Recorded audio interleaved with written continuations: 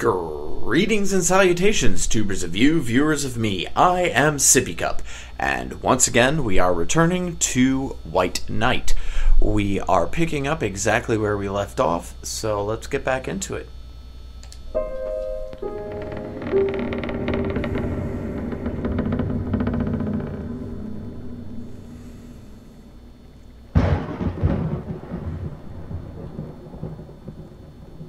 Is you swaying from the pain or from the drunk? Oh, do I have control? I do. There were... Okay. Oh, well, just go ahead and sit down. No, we're gonna try the phone first. Hello? Hello? I need an ambulance. Can you hear me? I need help.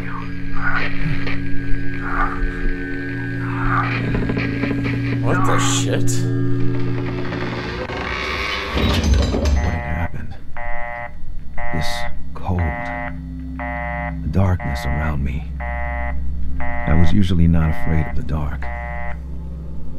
But there, on that day, I remembered I had a matchbox somewhere in my jacket.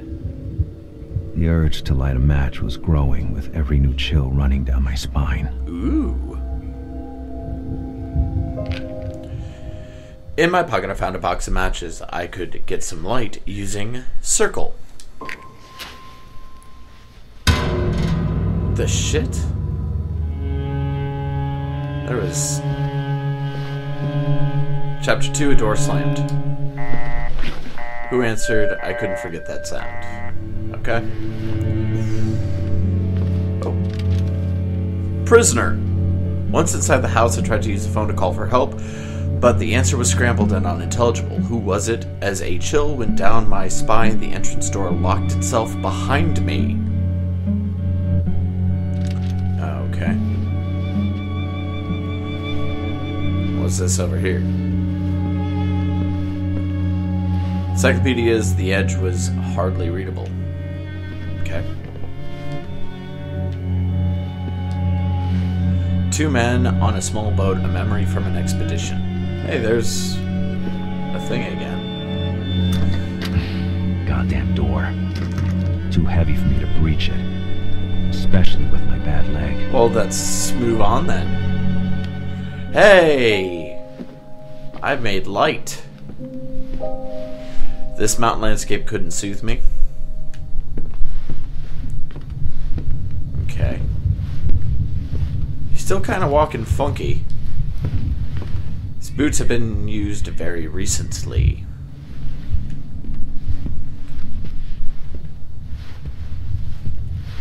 You can hardly recognize the place with a freaking light on. It's crazy. More matches.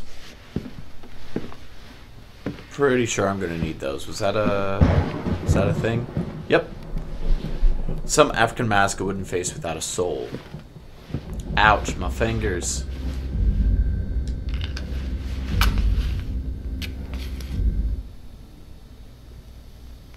Okay. That wasn't just a recording thing. The sound just dropped out of nowhere. Peaceful landscape, the kind of place I would have loved to be. I'm gonna have to agree with you. This is eerie.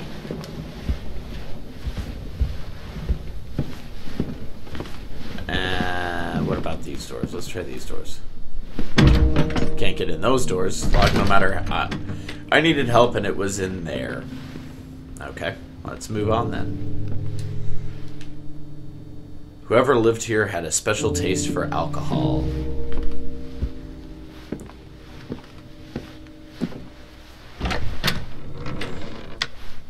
Alright, there's only one choice. Can I turn on the light? The armchair looked comfy. I could get some rest and save my progress. Seriously, the way that this is doing the tutorials is fantastic. Oh, found a book. From Margaret. August 25th, 21st, 21th, 1911. Suffocating on its useless illuminations and frills, the mansion doesn't have the greatness befitting a fortune like the Vespers. It's the work of a degenerate romantic. It's like a stain in this century. I ordered the flower beds on the east side of the garden to be removed. They made moving around complicated, and in the summer the scent was unbearable. I didn't talk about it to Henry, and he was quite upset. For the first time I think I saw something like rage in his eyes. For a few seconds he did look like a man, and then he shut himself back in his melancholy and played the piano all afternoon. His jazz again. This stupid music which reeks of debauchery and misery. I don't know what accent that was. I'm just going with it.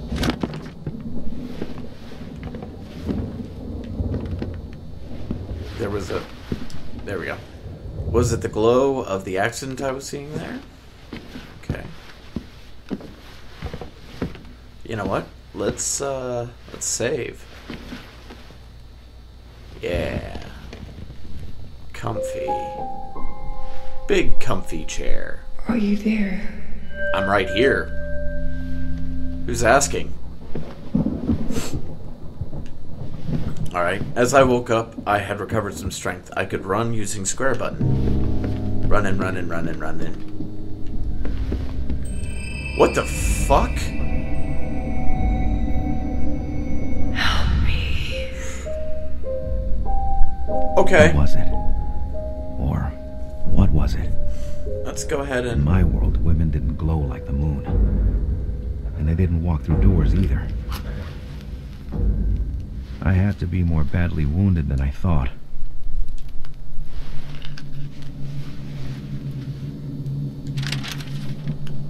I saw a surreal woman crossing the doors like plumes of smoke. Her out-of-this-world beauty was extraordinary. Was it my imagination?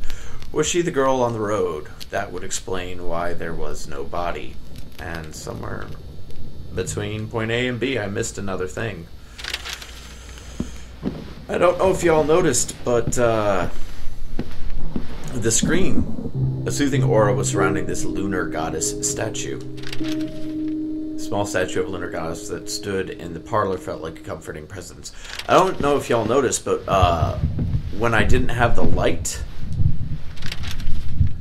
the time came when we stopped counting. We stopped counting how many companies closed in the past 9 years, how many unemployed and families ended up in the streets forced to live in slums around our cities. We stopped counting all the commodities wasted because nobody could buy them, thrown to the sea or burnt. We stopped counting how many of our business partners fell with us. It was 9 years ago, on October 29th, 1929, born from the sick and speculative belly of America. The crash would throw the world into the storm and darkness. We are still here, but we lost faith. And we stopped counting because these were just figures, because today they make us feel nauseous. Dawn seemed far at that time, and today some think they can never see the sunrise. They seem to forget night and darkness are always out there, somewhere.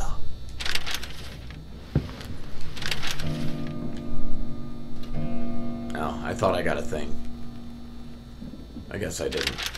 I guess I missed something in the first room.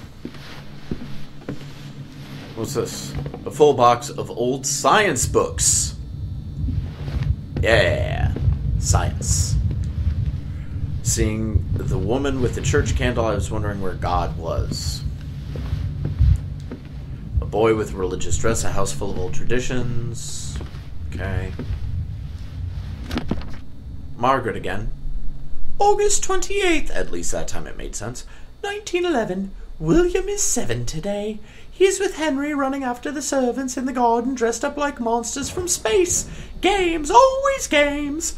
The mansion is all upside down, and their yells gave me an awful headache. I'm now cloistered in the office, unable to even pray. Henry's fantasies keep William away from his great destiny. I have to bring him back to me, as this will be my only chance to make a man out of him, to make him embrace the Venta Cross legacy, to show him the way. Henry is a dreamer, and he has no ambition whatsoever. He can't teach him anything. Beyond every great man, there is a great woman. Nonsense! Women should be on the front line. This is where the opposite brought us. I have no illusion about how little power the world is leaving in the hands of women. But William is young. He is the future. I will act through him, and may night finally fall upon this house. May William stop running after deceiving lights to find the place he deserves in this world. Okay, so the library is where I'm going next. Crucifix was not comforting at all. I agree. It's kind of creepy, actually. I'm gonna head back into the... I can roam with Square. And I don't lose my light when I roam with Square. Uh-oh. But...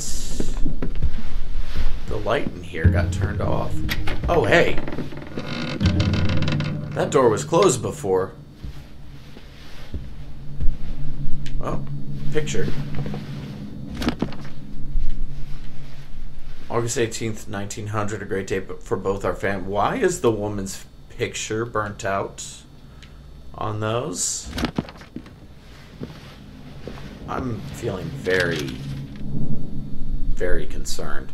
Note to self, Mother's Shadows. Mother's Shadows will never go away, I understand it now. Calling them ghosts would be too noble. It is a filth that strives in the dark like flies on manure. As long as I am alive, they will never go away. Running. I can hang up... Who would hang up a picture of a headless woman on the wall? I can't see it, so I don't know. I'm gonna go back and go into the library.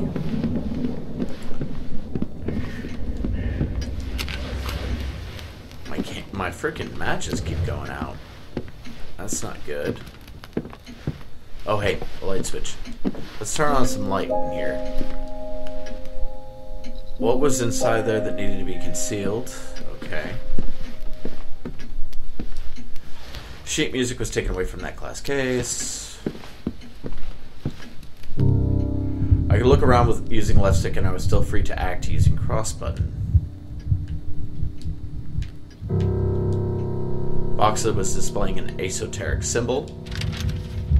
A small music box with the secrets inside. I could feel it shudder under my fingers. The symbol of Venus was engraved on the lid. Okay. This is kind of weird. William Vesper's diary, excerpt number 10, excuse me. July 3rd, 1929. I watch them from behind the vapors of my whiskey. Drunk men and women who bark at each other like animals. They grab and bite each other in a preposterous parade that seems to arouse them. I am outraged, and yet I am jealous of their foolishness, their ability to just forget everything in this game. Then there's the lovers, leaning and whispering to each other amidst that chaos, confident that their words would find their way to the mind of their significant other. I dream of being in his place, drinking in her words. What would she say to me? What would I answer? Would I tell her I love her? Maybe I wouldn't say a word. Maybe I'd hit her. I could be her son. I could be the son of all women. Well, that's not weird.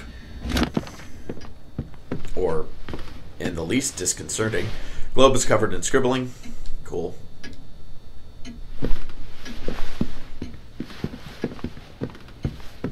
Curious if the running around makes my match go out more quickly. There's some matches there. I can only carry 12 at a time, though. Oh, thing. From Selena to William, excerpt number 1. Dearest William, you wanted to know more about me. Last time I didn't tell you everything. This letter will make up for this. When I arrive in California in 1930, I am only 18. This is a marvelous place, and the weather is so nice. I spend hours on the beach astonished to see how brown my Norwegian skin can become. In the evening, I hang near the jazz clubs. In the afternoon, I watch people play on the beach, humming the tunes I heard the night before. Sometimes I try to sing louder than the waves. That's a good exercise. My English is quickly improving thanks to the American songs I already knew, and also, at that time, I am barely aware of the social misery that is devouring your country. I am young. I want to be beautiful, to meet people my age and to sing. In Los Angeles, at the Spice Club, I meet the members of a jazz band. They are talented and funny. We play all night. I forget about the hour and about my parents. They even call the police. At the end of the night, the musicians tell me they are looking for a singer and that they want me. I can hardly believe it. Have you ever felt that you finally belong somewhere? It feels fantastic. No promises that I'm going to remember all the individual accents I'm giving these people. What the fuck? This thing looked like it was reaching out from some fairy tale. The kind of stories in which kids get devoured by some witch in a dark forest. Was it real? Delusion or not? I tried to think about it. Margaret's Diary, excerpt number 18. April 2nd, 1914. Spring came and the blooming flowers are a source of unbearable allergies. The shadow of Henry and his ancestors is haunting the mansion. The place is mine now, and I am busy trying to give it a suitable appearance. William won't like it, but so be it. He has to learn that the power to change things has to be earned. I am still his mother. He doesn't seem to understand what it meant to be a Boston Brahmin. Brahmin? It was only when I grew older that I really understood what it meant. I tried picking the best words, savoring their meaning, teaching him the part his ancestor John Venter, who arrived in Boston in 1710, had played in the building of the city, the duty of the shoulders of New England Protestant elite. I ended with these words, "We are the past and the future of this city, William." He shrugged and went to play the piano. There was way too much of his father in this child. Okay. Only a madman can think mad things. Okay. I don't think I'm going to go in there yet. I want to explore this portrait of a woman having cut with a knife. Jesus! Like, everything nice has been destroyed in some way. Note to self, armchairs. I am so tired, Father ordered several leather club chairs from a Quincy craftsman. They are perfect. It is one of the few places where I can rest and think. Margaret wouldn't touch them, and I have no idea why. Maybe because they are marked with a sum which made her blind. Marked with a sun, which made her blind. I don't know. I'm just happy they are here. Thank you, Father. Okay, so that must be from the sun. There we go. God bless it. Original copy of Debussy's Clair de Lune. And I'll pull up the news. Before I go in there, I'm going to cut a chunk out. I ran back to see if I could go into the library, and it is still locked.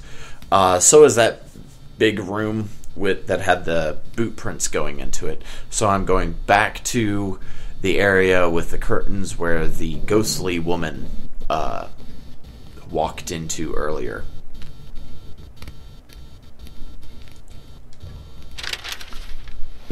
Let's find out what's in here. Music. There's a shiny over here, which is matchsticks. And I'm getting music now, which is nice. Sultry Sun's poetry, the last thing I had in mind. Agreed. Can I... Oh god. What just happened?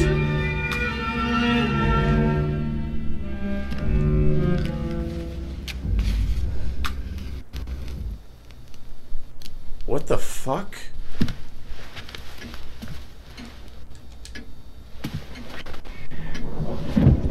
A log, a good start if I wanted to start a fire. I would agree. I'm wondering why I lost 3 matches. Note to self, kitchen key. My dear friend, for the lack of sleep erodes your sanity as well as your memory, I hereby decide to put the kitchen key in this book of recipes Father loves so much. It was in the library and won't move from there, which will prevent you from having to make extra keys again. Please start by trying not to lose this note. Your devoted servant, yourself, William. So did I get a key? The menu for the dinner seems to be a good 20 years late. I'm going to wait on looking at that door. If the match is a nuisance, I could put it out by pressing circle repeatedly. I don't know that I want to. Can I start a fire? But I need to find some wood. I need to find more wood, apparently. Log, a good start if I wanted to start a fire. Is 2 enough to start a fire? I need to get it more. Okay, 2 is enough to start a fire. Would do the trick, but for how long? Ah, crap. That's a wasted match. By pressing the cross button repeatedly, I can break certain things open. Okay.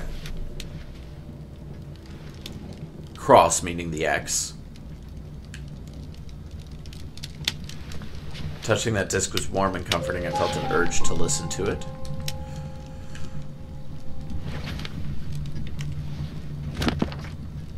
From Selena to William, excerpt number 2.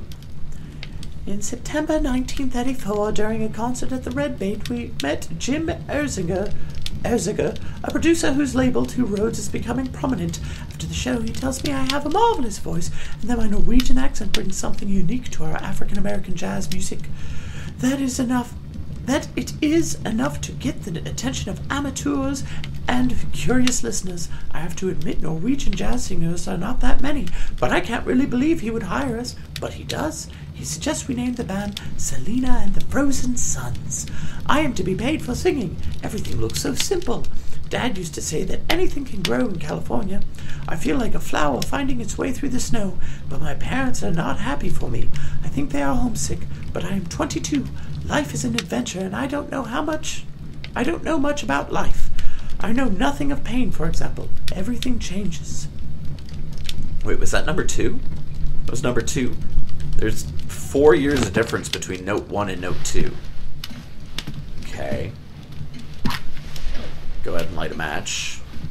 I think this is a matchbook over here. Yep. Oh, there aren't very many matches in it. Is this a light switch? That one's broken. Okay. How about this? I can't go in the cupboard. Oh, matches. I'll take it. I'll take the match. Thank you. I agree, they can be helpful. Since it's dark as hell in here and everything starts shaking the moment that door's blocked from the other side. Alright, so it looks like my only option is this. This is what the night looked like. Limited perspective is as closed as this door.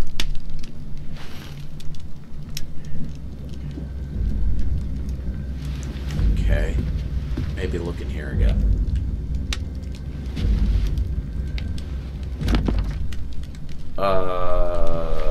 Got that one already. Okay, so running seems to be like slightly dangerous to me. This plate was abandoned to the flies. Okay. Like, I can run, but I have to be super careful. Damn, fixed camera angles. I have to be super careful when I do run, because it can put out the matches, and I don't want to lose my matches. Music, its mere presence gave me some hope. Whoa! Hello. Musical interlude. It takes eternity to decide what'll be the best side.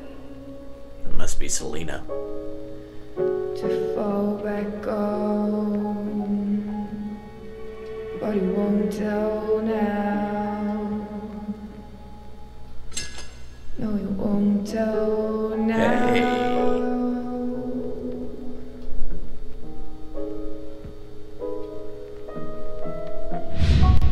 It was her. That girl from the jazz record. Selena Sandvik. Told you. The key she left me was an invitation. Was she trying to help me? Or was I heading towards even more troubles? Who knows?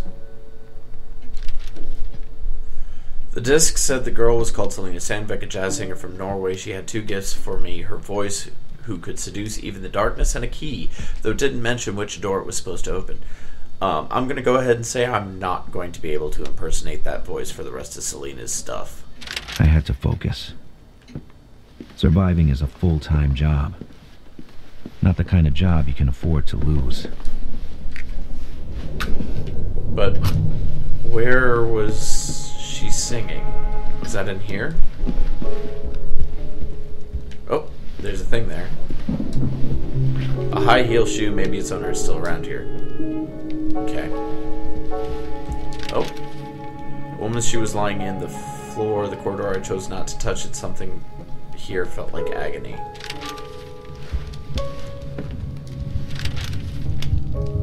Yeah, I already read that one. Oh, did I check the Bible? Appears to be a Bible. Margaret's Diary, Excerpt 19. And this is good old Boston, the home of the bean and the cod, where the Lowells talk only to the Cabots and the Cabots talk only to God. The Boston Toast by John Collins Bossity, Boston Brahms Anthem.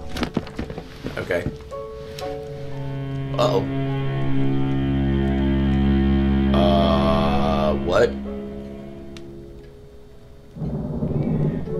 You're not shiny and happy. Boston Brahmins, June 6th, 1938. In these troubled times, one would dream about the glorious past of our city, about the founding fathers who built and strengthened its walls.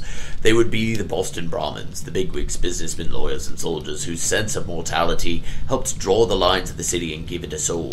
And what a soul! Without them, Boston would be one of those many little towns of the East Coast. Thanks to them, in less than a century, it became the major economic, financial, and cultural center we all know.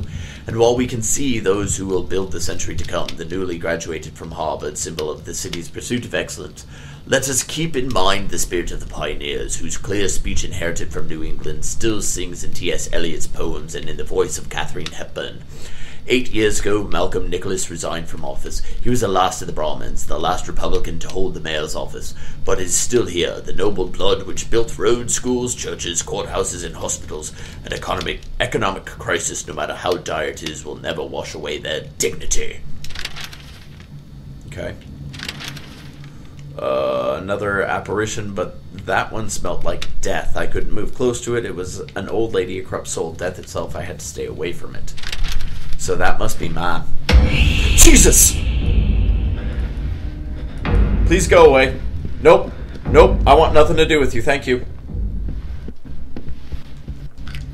Light the match. Okay. Okay, that was a little unexpected.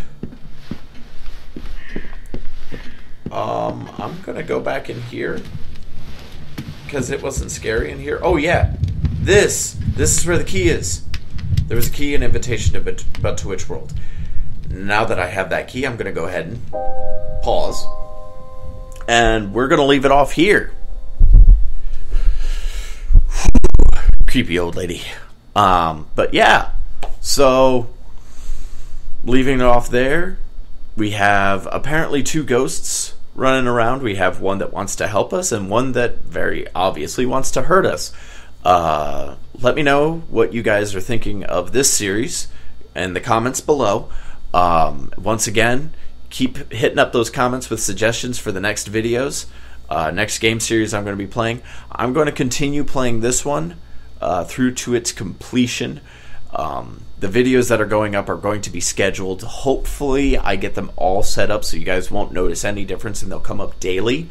But I'm going to be recording a lot of stuff in a very short amount of time to put up before I have to go take a trip for something else.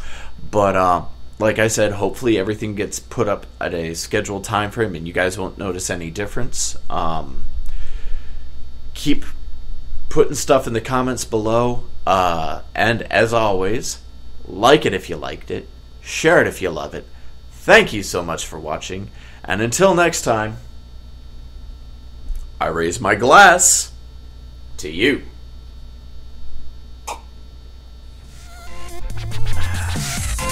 Later.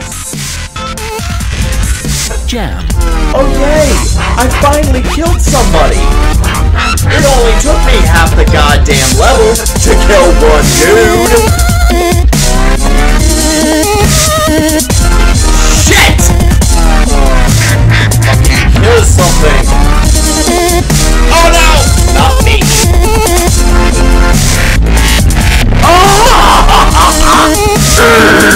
This is not a rage game.